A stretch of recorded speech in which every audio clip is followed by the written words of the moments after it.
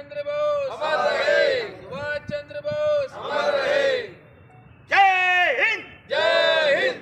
प्रमुख स्वतंत्र सेनानी नेताजी सुभाष चंद्र बोस की जयंती मनाई।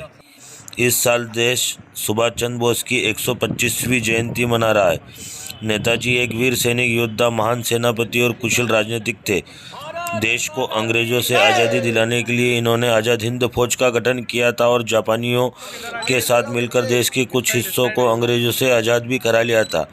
उनके द्वारा दिया गया नारा "तुम मुझे खून दो, मैं तुम्हें आज़ादी दूंगा" ने हर भारतवासी के खून में उबाला ला दिया था।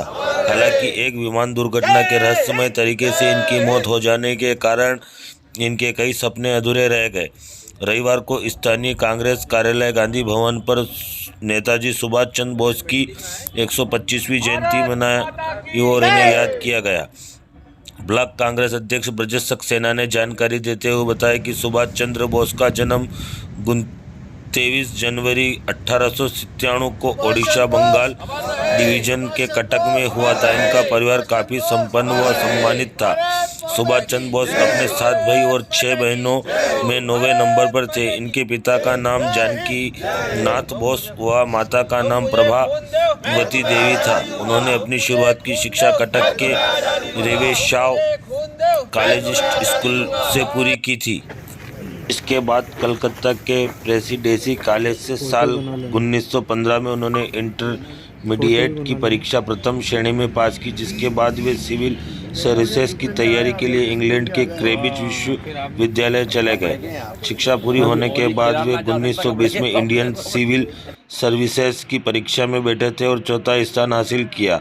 यह उस समय बहुत बड़ी उपलब्धि थी, क्योंकि अंग्रेजों के शासन में भारतीयों के लिए किसी भी आम परीक्षा को पास करना भी मुश्किल होता था। भारत आकर उन्होंने पद संभाला, लेकिन यह भारतीयों द्वारा दयनीय स्थिति को देखकर वे 23 अप्रैल 1921 को जॉब छोड़ दी।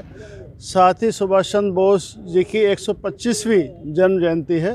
इस अवसर पर हमने आज गांधी भवन में गांधी जी की मूर्ति पे पहले माल्यार्पण किया। उसके पश्चात सुभाष चंद्र बोस की प्रतिमा फोटो पर भी माल्यार्पण किया। सुभाष चंद्र बोस वह नेता थे जिन्होंने तन मन धन से देश की सेवा की। कई बार वो अनेकों बार जेल गए और गांधी जी के वे परम अनुयायी थे। जब उन्होंने देखा कि अंग्रेज़ लोग ऐसे नहीं जाने वाले, तो उनका विचार था कि अंग्रेज़ लोग केवल अहिंसा के